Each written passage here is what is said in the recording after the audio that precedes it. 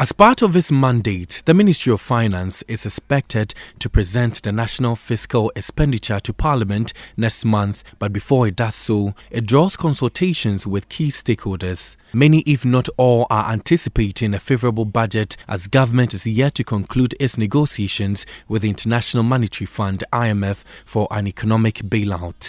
Speaking during a stakeholder forum on inputs for the 2023 budget and economic policy organized by the CSO Budget and Economic Policy Fiscal Policy Specialist with Oxfam, Dr. Alex Ampabin, highlighted some key fiscal expectations.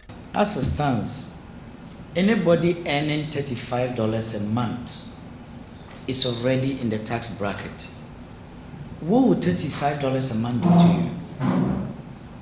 So when I say the taxes we are taxing the poor more. You only get 365 Ghana tax-free if you work.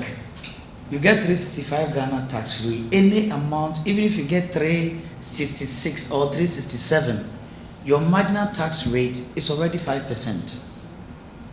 In other words, anybody earning less than earning 400 Ghana is already having a marginal tax rate of 5%. The proposal we are making to the government is that we believe that it's time the government has to introduce an additional tax band. Instead of stopping at 30, government should look to introduce a 40 tax bracket. And that 40 tax bracket can look for incomes above $40,000. Sorry, $4,000. $4,000 a month. So I'm sure when you go home, you'll be able to punch the calculator and then convert my dollars into cedis. Unfortunately, I couldn't do it now. I hope you're getting what I'm trying to raise. The point is, we go to the area where everybody has to contribute, and you are looking for individuals who are earning more to contribute more. It is not the time to tax people who are earning less. And the reason why I'm pushing for moving the poor people out is because we began the year, we knew how much prices were. Everything has gone up. But those who are being paid, who have been asked to pay taxes on incomes above 365 Ghana cedi, the tax rate hasn't changed. So we are rather punishing these people more. Meanwhile, cost of living has gone up to almost 40%. Tax exemptions bill, we push this over and over and over again. The issue is, we got the bill passed, but as I'm talking to you, the information I gathered, thanks to Dennis, is still not be assented to. But if clearly this is costing us over 5 billion Ghana cedis a year, and if Parliament has money to pass it, we would like to appeal to the presidency to speed up in assenting the tax exemptions bill into law. Which exemption has outlived their usefulness that has to be scrapped, or which new ones has to be introduced. We also be able to do cost-benefit analysis and crucially have a database to assess which company is enjoying what exemption. We do think that we need to speed up with it. There's no time for us to delay, because every single day we delay in getting the exemptions law into action, some people are enjoying tax exemptions, millions of cedis, without we necessarily being able to account for the benefit we are getting in return.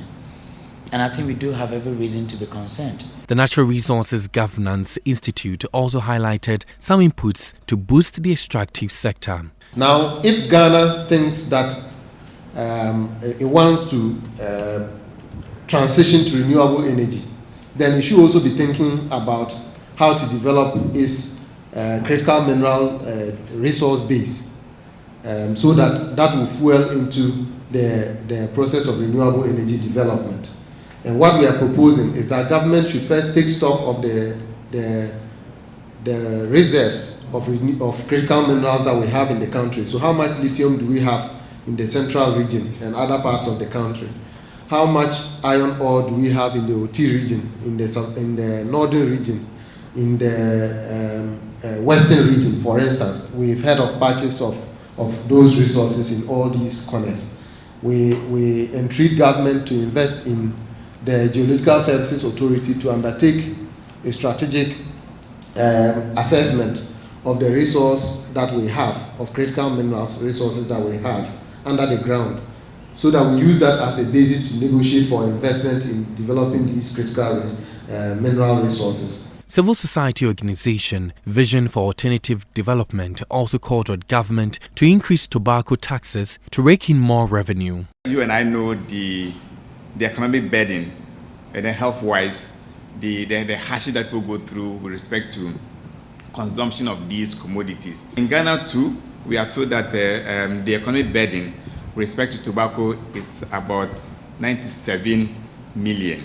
So indeed, it tells us that tobacco is causing more harm to both the economy, the individual, and then also the society as a whole. We could keep on employing government that, yes, so let's take advantage of this situation. We are importing so many sticks of cigarettes in the country, and they almost always get consumed.